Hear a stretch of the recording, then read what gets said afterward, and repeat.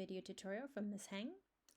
In this tutorial, I'm going to give you an even data set. So for example, we have 105, 96, 120, 100, 155, 110, 115, 120.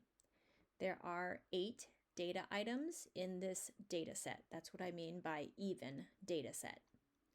We're going to take our data set and find various measures of variability, such as the range, the median, first quartile, third quartile, interquartile range, and outlier.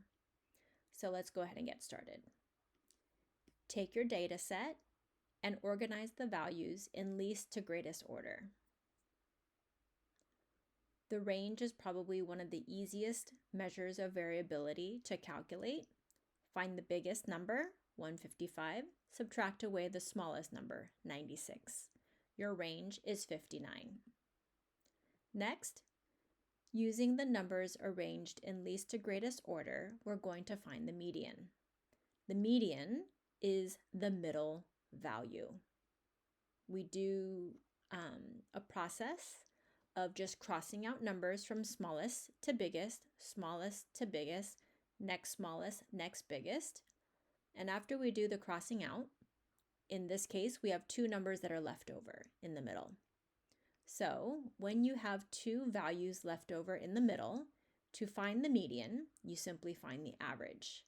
Add the 2 together, divide by 2, and our median is 112.5.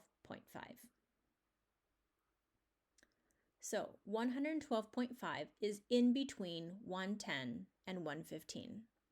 The lower half numbers are all the numbers in the data set that are smaller than the median. So in our case, it would be 96, 100, 105, and 110.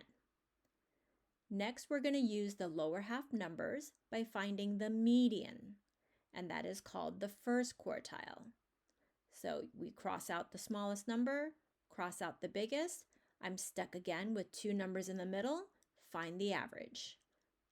And that is our first quartile. Any number that is larger than our median, 115, 120, 120, and 155, those are called the upper half numbers.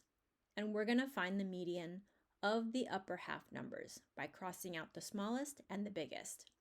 We are stuck with 2 identical values in the middle, so our third quartile is pretty easy to figure out. It is 120. Next, we're finding the interquartile range, which is abbreviated IQR. After finding the third quartile, you subtract away the first quartile. So therefore, the interquartile range is 17.5.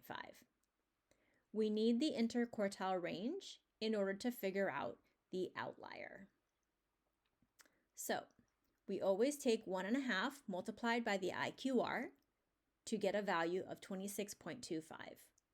We're going to be adding this value onto the third quartile, and therefore we get a sum of 146.25. That tells us the maximum value that is acceptable.